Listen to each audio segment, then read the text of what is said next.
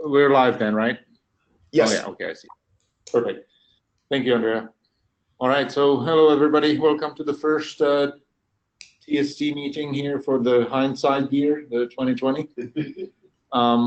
So the topic of today's discussion is really just the logistics for the upcoming release of ONOS 2.3 and also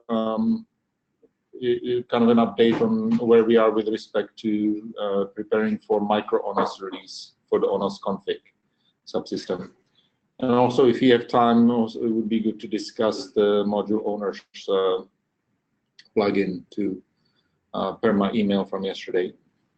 Anyway, so I think we are slated for release on January 24th originally. And we've passed the code freeze date last week.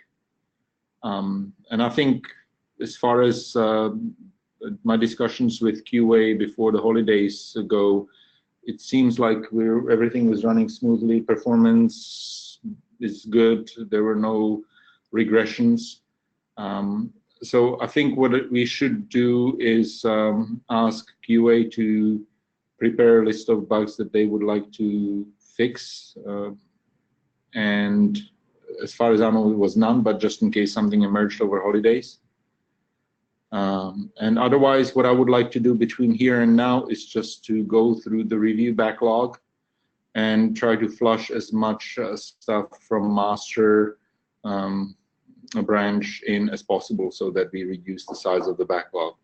And that can be done both by merging stuff that needs to be merged, as well as perhaps abandoning things that have gone too stale and or for which maybe there was no response from the original submitter. Because I've started doing that yesterday. The list was fairly long. We've spilled over 100 review page, wow. And so I would like to reduce that. It's already certainly reduced. But I would like it to be much cleaner than it is. Is there anything? Is there any big features that many of you are aware of that should be we should wait for? This is Camilo. Yeah, there are a few patches from Charles that would like to get in, and I have to review those. So I count on doing that. Yeah, those are the effective locations related to the location. Yeah. And I've checked with Pierre on that already yesterday, where that is. Yeah. But I think those are all fairly, fairly small, and it's clearly no issue waiting for that. I just meant if there's something else that maybe is not visible on the review list here, something else that's in flight. Thomas, I will be doing some changes to the GUI, and they're not here. Okay. I think the GUI should be fine. Yeah, it doesn't have an impact on anything else really, I think, at this stage. Right.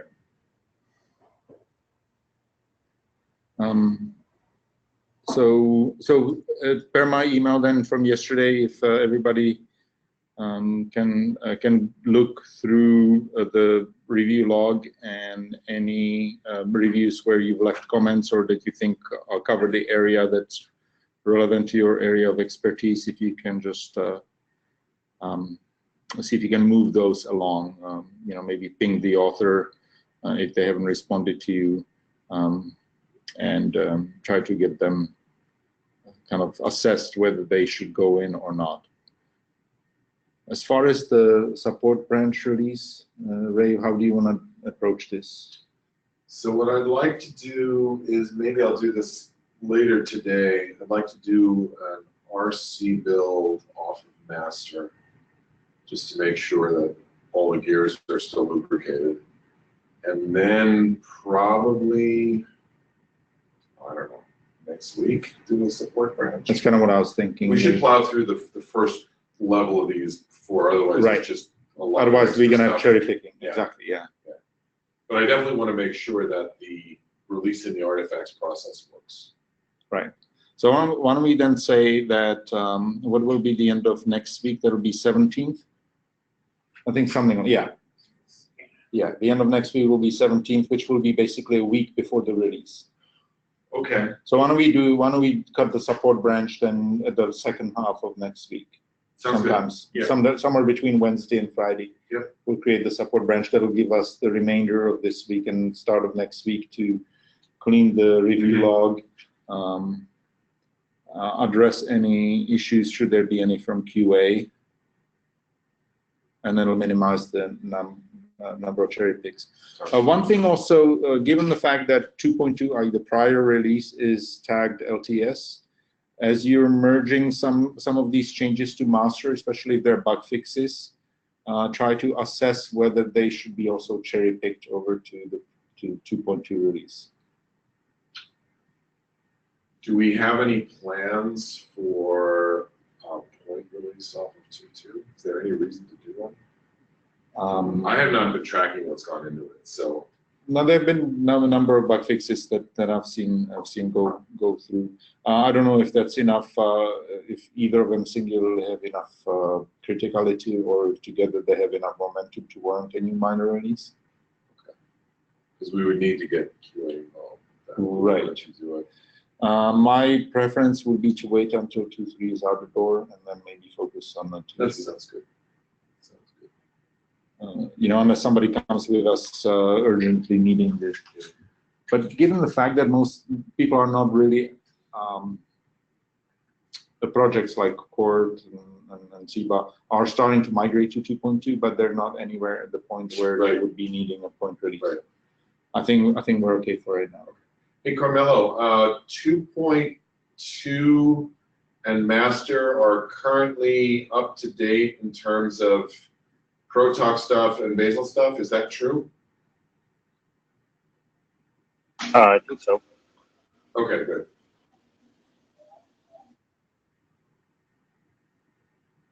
All right, so let's have that be the plan. I'm going to explicitly get in touch with you, Wang, and with Suchitra, just to make sure they know to prepare the bug scrub list. Hopefully it's empty, and if not, hopefully just a few items. Next week we'll cut the support branch. So in the meantime, just everybody go through their reviews to try to weed this down, and keep an eye on cherry picks for 2.2. So I think that's it regarding the ONOS Classic, right?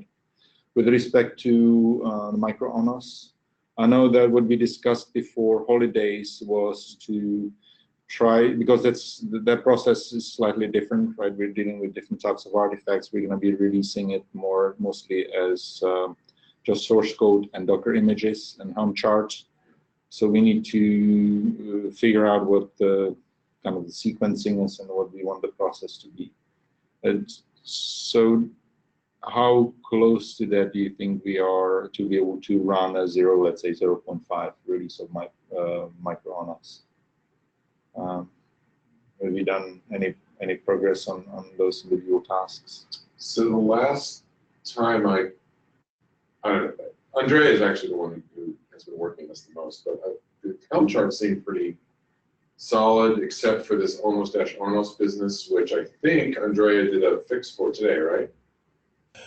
Yeah, that's fixed. I basically overrided the name to always be ONOS-service, and that prevents us to incur in that bug of having ONOS-name. So that's done. That means that at least from a deployment perspective, we're good to go. I think that, and Sean and Jordan might comment a little bit more on this. There might be a few things that we might want to get in terms of performance, bug fixes, and features before we tag a release. So I agree, but I think one of the points or goals of running through this exercise was to figure out what we might be missing, or at least figuring out what is necessary in order to create a logical release. So I'm less concerned about the functionality that would actually be in the 0.5 release and more in coming up with what the process is for establishing what a release is. So, what is it that we need to have in our infrastructure? What is it that we need to run in order to say, later on down the line, let's say when we decide we want to cut 1.2 or something like that, we need to be able to push a button, right? Yeah. And what does that button do? What all kinds of things does that button do? Yeah. Yeah, I have a feeling that if we keep charging ahead on just trying to get a release out, we'll probably be pretty close to done fixing the littler issues that we have remaining for ONOS config itself, and around the same time that we figure out all the things, because we still have to have somewhere to put it, some process for actually releasing it and things like that. And we're whittling down the list of actual bug fixes that still need to be done for ONOS config. So I think we should just charge ahead and try to get something out. Exactly, right. And I think this is also where we should try to do as much alignment as possible with other teams like SIBA or core teams, so that we have no or minimal departures from the process. I thought, Andrea, you had a document on what the process might be based on input from Zach. Yes, it's that one. Plus, before the break, I was actually found a few tools that could be useful. And let me see if I can bring up that document. Yeah, it was in a we discussed this in one of the TST meetings before the holidays. So I was just wondering what progress we've done on those steps. That's all. Do you was it in MicroONOS folder, right? I think it's that there. Yes, It's this one, right? it's called MicroONOS release process. Yeah.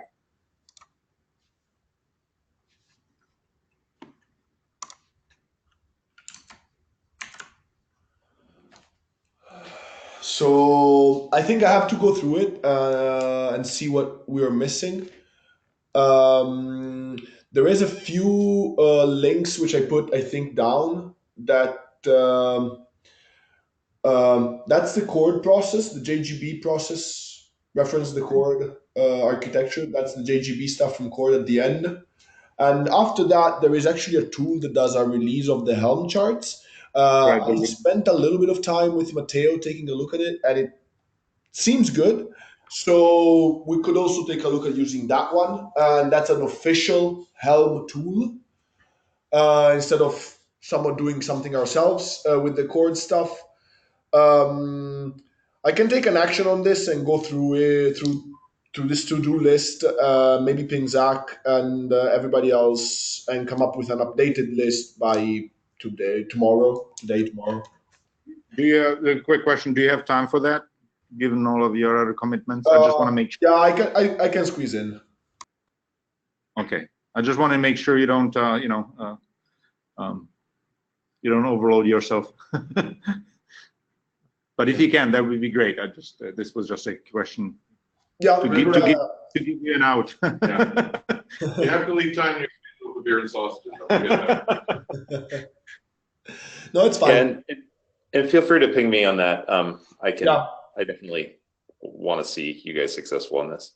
Yeah, thanks, Zach. I think the first thing actually could be for you to take a look at that Helm chart releaser, because if that looks good enough, I might consider using that one.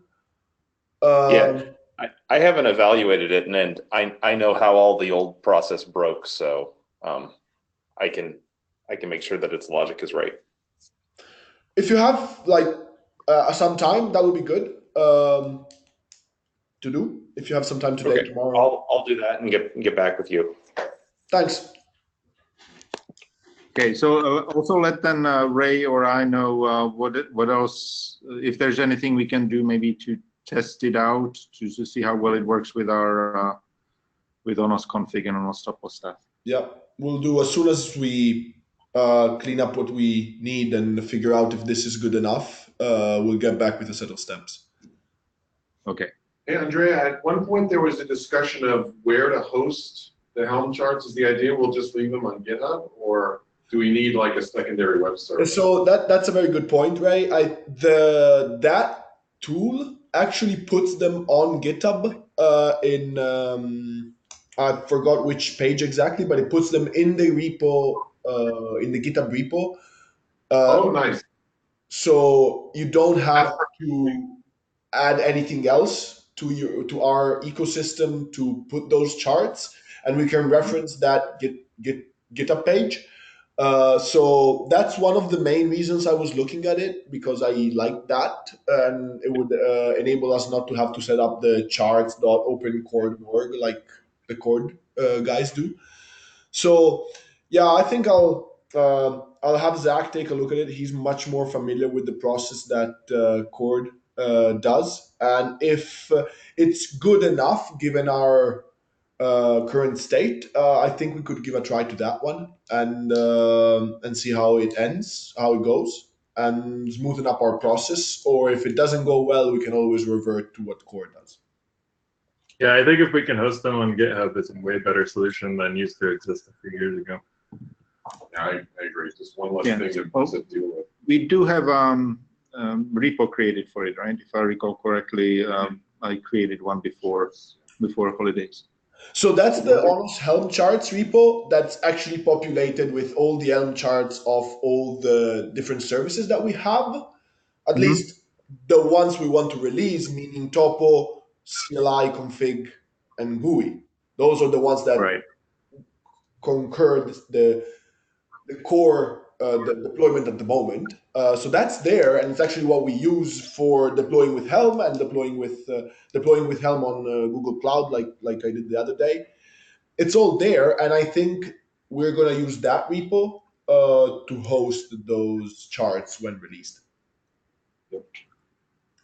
So Thomas, as we get closer, we'll have to coordinate with Suchitra. I don't know if it's going to be John or who's going to be responsible for doing sort of a QA on these bits, but we'll have to get on the same page. Yeah. Right. Okay. Yeah, that's a good point. All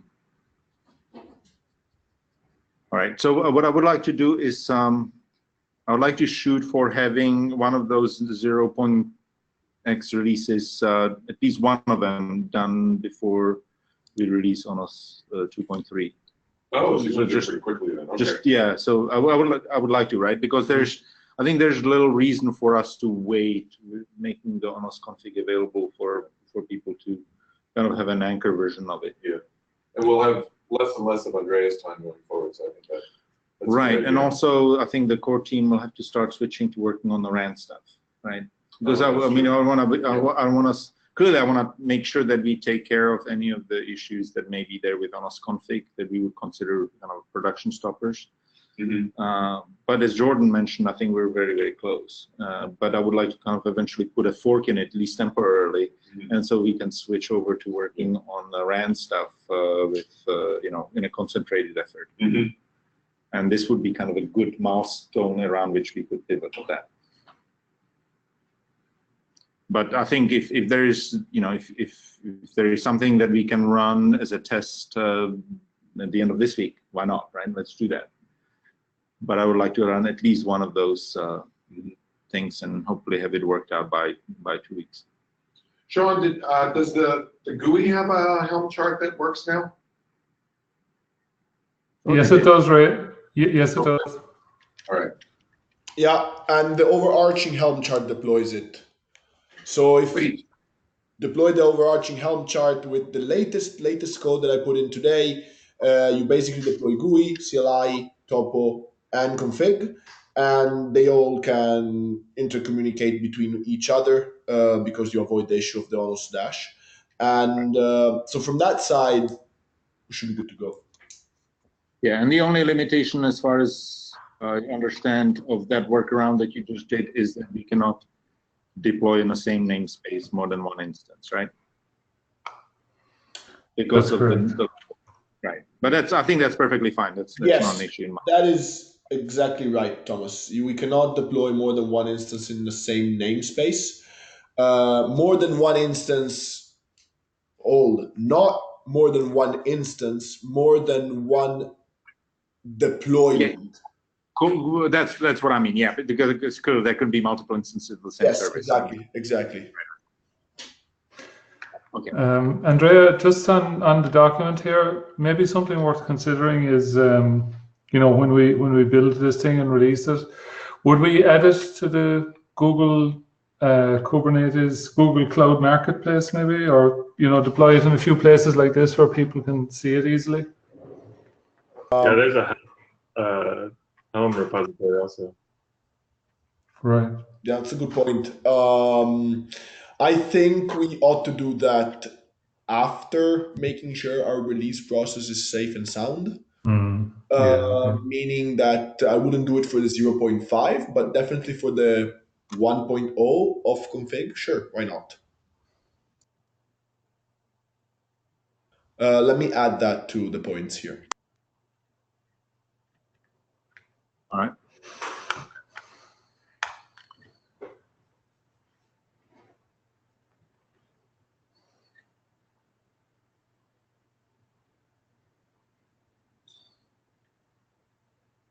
Okay, so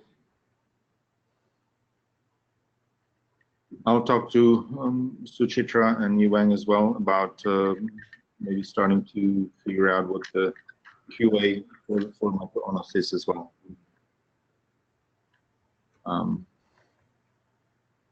Andrea, you're gonna take a look at the Helm chart releaser stuff, and I guess you'll report sometimes before the end of the week. Yeah, hoping that meeting. me and Zach can get something done by tomorrow or Okay, by end of the week. great.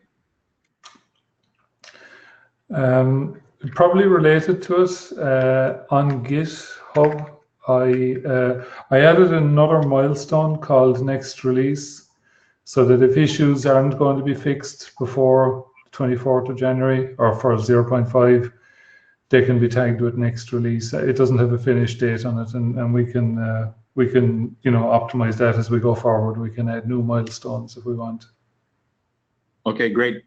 Yeah, and just to be clear, I would like to run the 1.0 release fairly soon. I thought the 0x releases were primarily the objective was to iron out the release process. So Okay. once we feel that it is good, then I would just, my suggestion would be to turn around and cut the 1x release as well.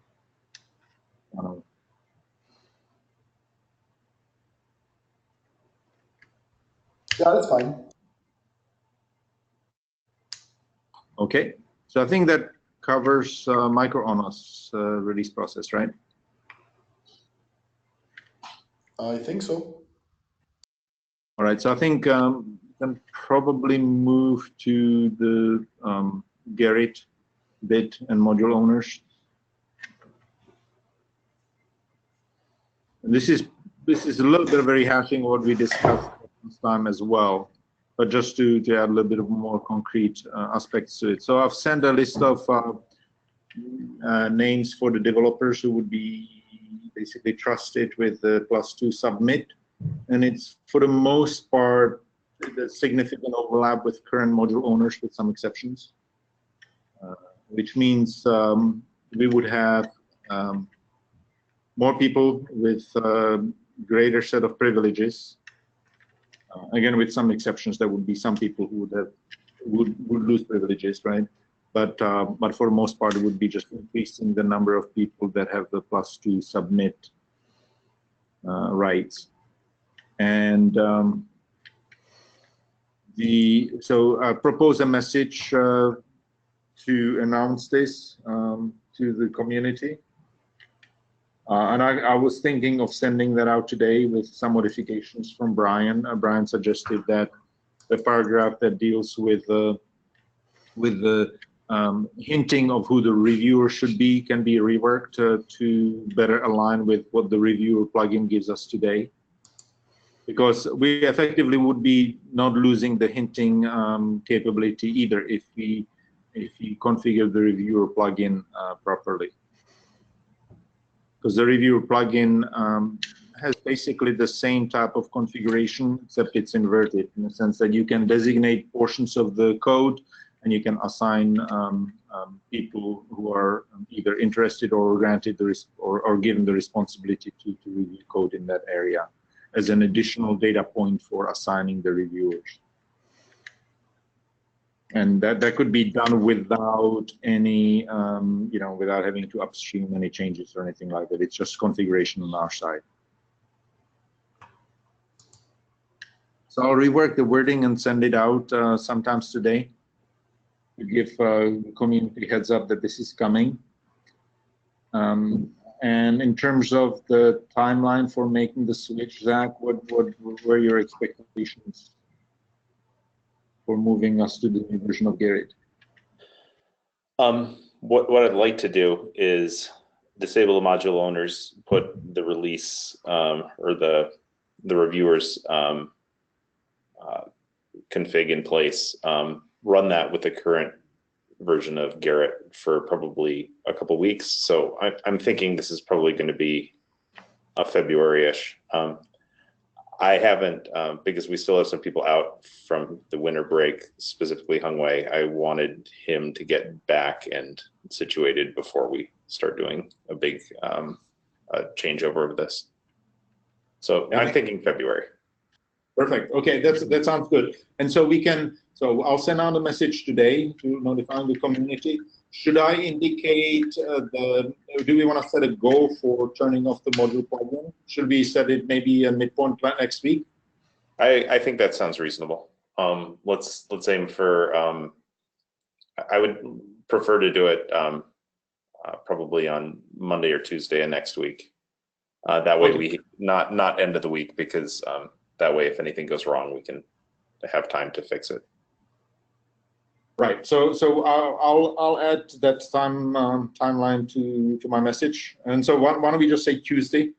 I'll just say that as of basically effective Tuesday, the module plugin will no longer be in effect, and that gives you that day to switch it over, and then iron out any bugs throughout the rest of the week. And I don't think we necessarily need to include in that switchover the reviewers plugin configuration yet, right? We can just disable the module plugin, I think, and rely on the git by blame for right now. Yeah, that sounds good.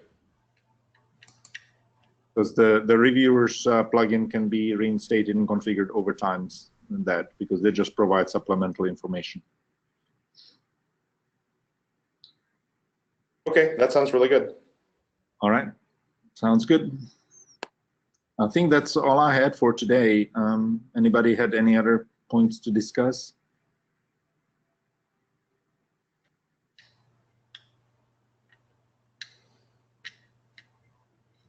Oh, actually, there's one thing, come to think of it.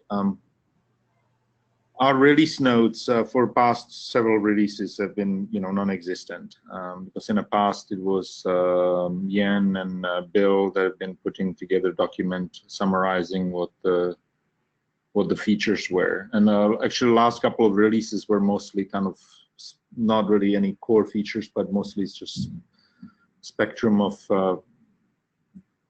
functionality in various drivers and applications. My thought was that for going into the next release was to establish changelog.md file at the top of the repository, put this release and start basically having community populating it with a kind of summary of the major items that went into that release.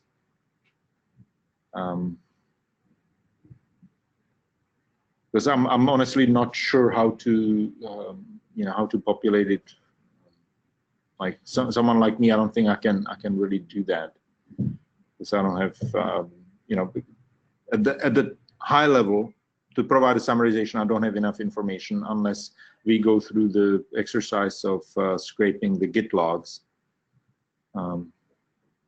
and then providing just a raw number of commits. I mean, that information is available in Git anyway, right? So But it's not all that useful, really, because it shows you the changes, but not why they. no, exactly right. So is there any suggestions for how to run this better?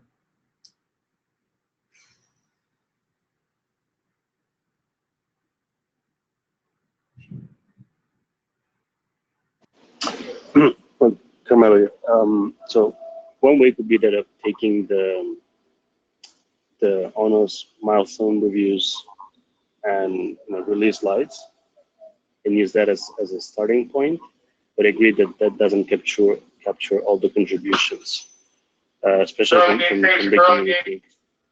Sorry, from the country.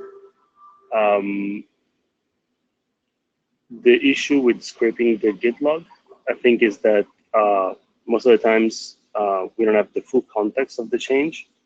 I'm not sure we can provide an accurate description of the change.